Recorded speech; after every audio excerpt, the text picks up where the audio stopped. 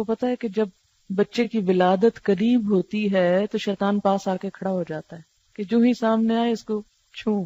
اور یہ جو بچہ روتا ہے نا، اس کی وجہ حدیث میں یہ بتائے گی کہ شیطان اس کو ٹھونگا مارتا ہے.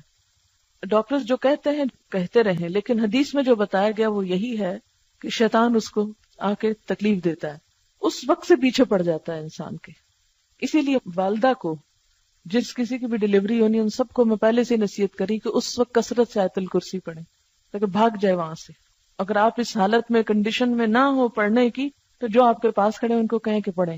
تو بہرحال کہتے کہ اس کے بچوں کو، ذریت کو، لَأَحْتَنِكَنَّ، البتہ ضرور قابو میں کر لوں گا، کھا جاؤں گا، ذریتہ، اس کی اولاد کو، اس کے بچوں کو، الا قلیلا، مگر بہت تھوڑے، بہت کم. یہ لفظ جو احتنکنا ہے یہ بہت جامع لفظ ہے. ہا نون کاف، حنکا. حنکا اور حنکا کا لفظی معنی ہوتا ہے کسی چیز کو چبا کر نرم کرنا. اور چبا کر نرم کسی چیز کو کس لیے کیا جاتا ہے؟ تاکہ اس کو نگلا جا سکے. کسی سخت چیز کو آپ نگل نہیں سکتے، تو پہلے آپ اس کو کیا کرتے ہیں؟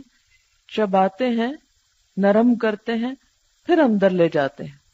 شیطان نے بھی کیا کہا کہ میں کیا کروں گا، اس کو کھا جاؤں گا. اب یہ کھانا محاورتی معنی ہے، لفظی معنی نہیں ہے. اسی طرح تحنیک کہتے ہیں نا گھٹی کو، گھٹی نہیں دیتے بچوں کو، اس کو تحنیک بولتے ہیں. اور پھر ہونے کا اور ہن کا سبھی بچے کو مہذب بنانا. احتناک ہوتا ہے کسی چیز کو پورے کا پورا لے لینا. اچھا، آپ نے گھٹی کے بارے میں بھی سنا ہوگا، جب بچہ پیدا ہوتا ہے تو اس کو گھٹی دی جاتی ہے. نبی صلی اللہ علیہ وسلم کے پاس بچے لائے جاتے تھے، آپ کھجور کو چبا کر نرم کر کے تو ان کے تالو میں لگاتے تھے، چٹاتے تھے.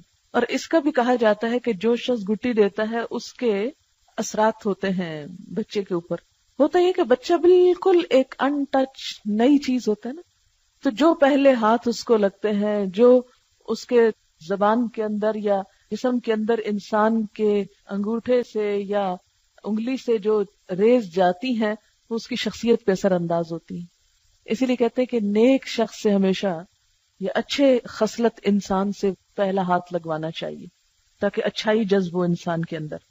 تو اس نے کیا کہا شیطان نے کہ میں اس کو گھٹی دے دوں گا، پیدا ہوتے ہی اپنے ہاتھ لگا دوں گا.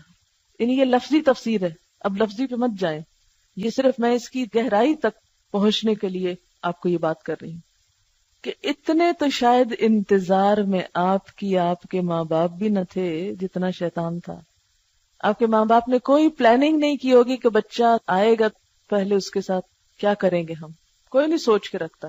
یہ کپڑے ان کے بنانے خریدنے وہ شوق ہوتے ہیں لوگوں کو، وہ ڈھیروں ڈھیر مال اکٹھا کر لیتے ہیں.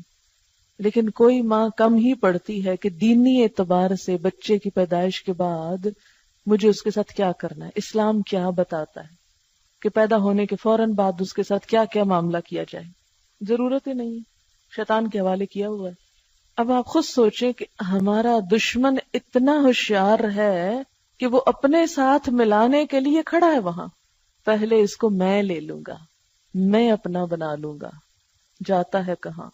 ہمیں ہے کسی کو اللہ کا بنانے یا اپنا اس لیے بنانے کی فکر کہ اس کو اللہ کی طرف لے چلنا ہے. ایک ایک پہ نظر رکھے ہوئے. اور میں اگر مجھے مہلت مل گئی نا تو میں اپنے قابو میں کر لوں گا، اپنا بنا لوں گا. اسی طرح احتنک الفرس، فرس کہتے ہیں گھوڑے کو. گھوڑے کے منہ میں رسی لگانے کے لیے استعمال ہوتا ہے.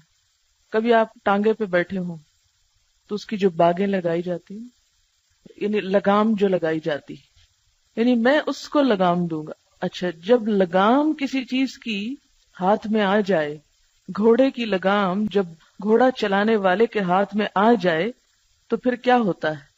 وہ اس کو پوری طرح اپنے قابو میں کر لیتا ہے، پوری طرح اپنے قبضے میں کر لیتا ہے. جدھر چاہتا ہے اس کو موڑتا ہے، جدھر چاہتا ہے اسے جانے سے روک لیتا ہے.